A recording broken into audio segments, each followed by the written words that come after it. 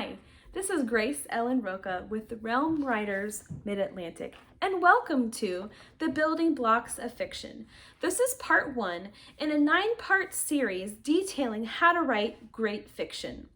Make sure to follow along with each part and post any comments or questions that you have below. Thanks! So we get to start today with one of my very favorite parts of writing, and that's the theme.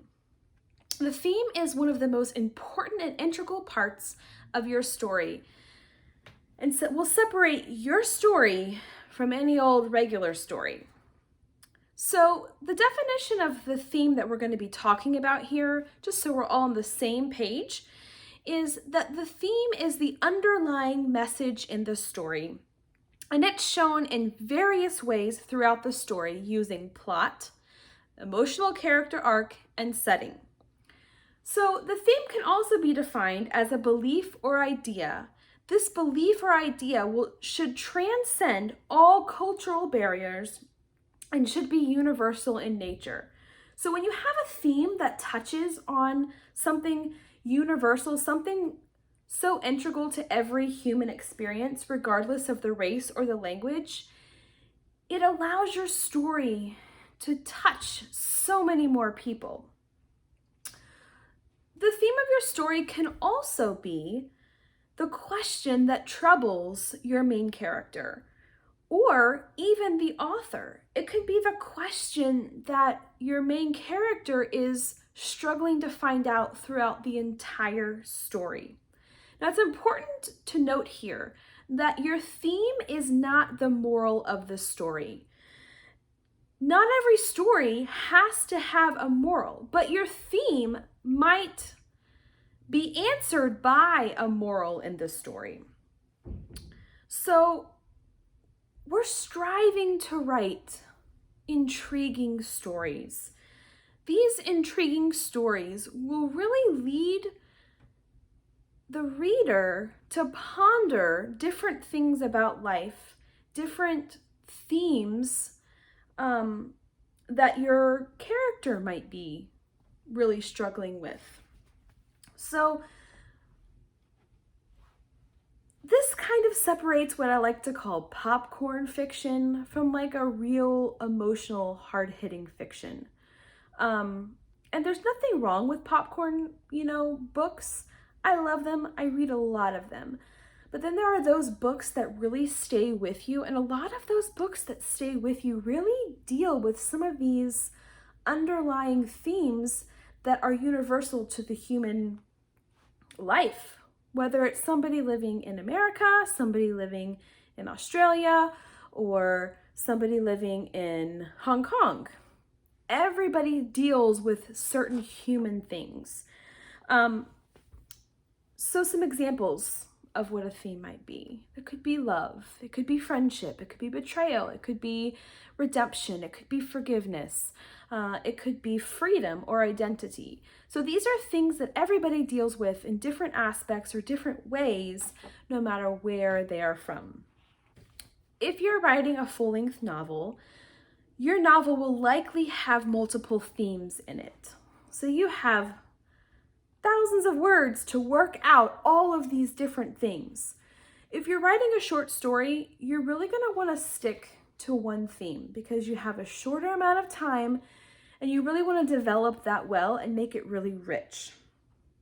One of the most important things with theme that I have come to realize is that it can be extremely personal to the author.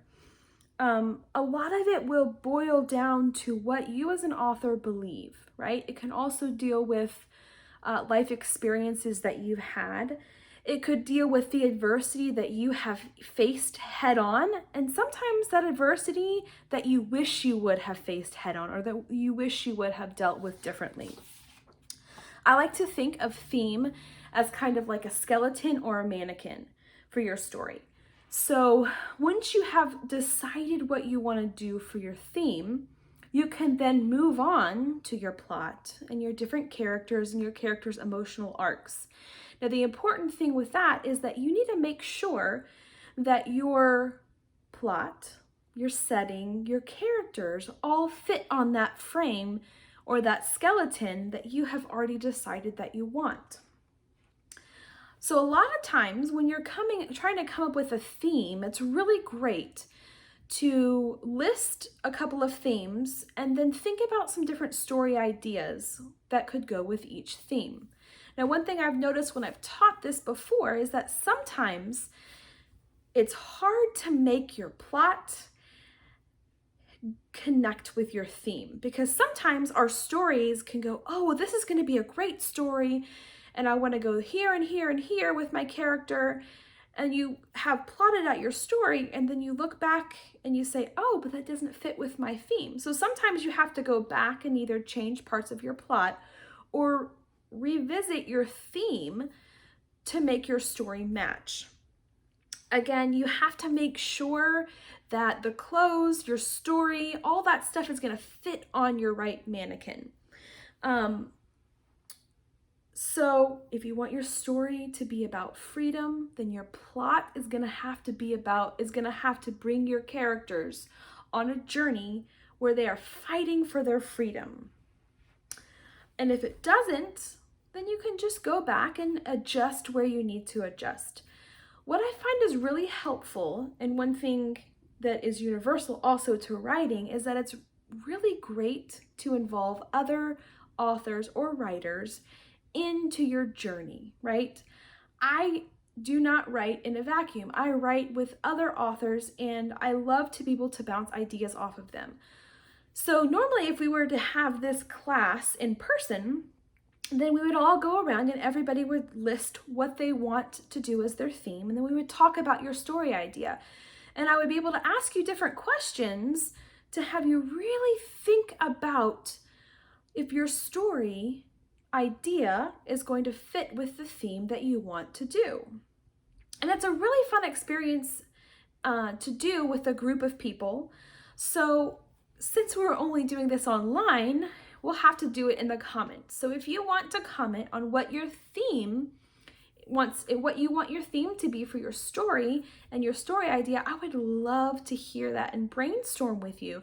And know that authors who have been around for a long time are still brainstorming and plotting with other people, because it's really important for us to understand that as a writer, you can have a specific thing or theme that you want your story to go down, and maybe the reader is not quite hearing and understanding the same things that you know because you're inside your story.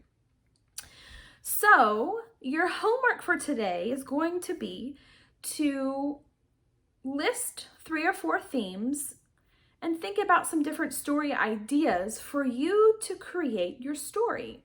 And then bring that back and type them in the comments below, because the next session that we're going to do is going to build on that. So think of it really as building blocks. We need to have our theme, what we're trying to show people, what we want to talk about, really firm so that we can then build on top of that, because it all goes together.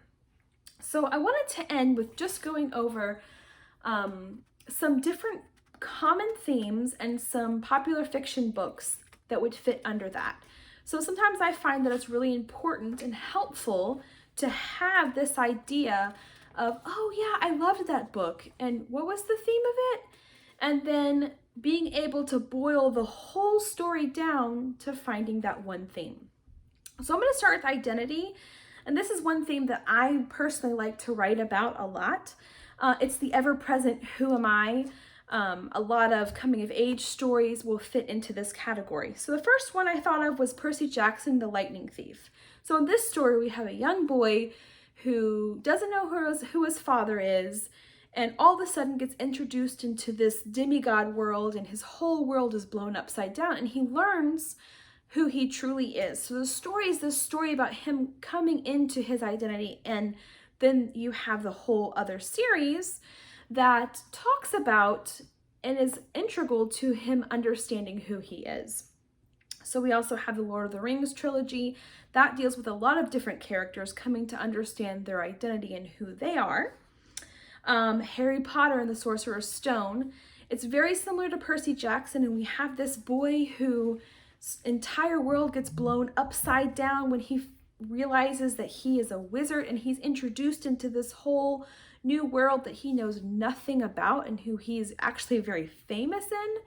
So the story, the first book really takes us through Harry Potter realizing who he is and stepping into his identity in that. We have The Outsiders, The Catcher in the Rye. These are both classic stories of coming of age through different characters. The Giver, Lois Lowry, same thing. We have these usually teenagery characters figuring out who they are, who they were meant to be, and stepping into that. We also have love. Everyone loves a story about love, good old romance.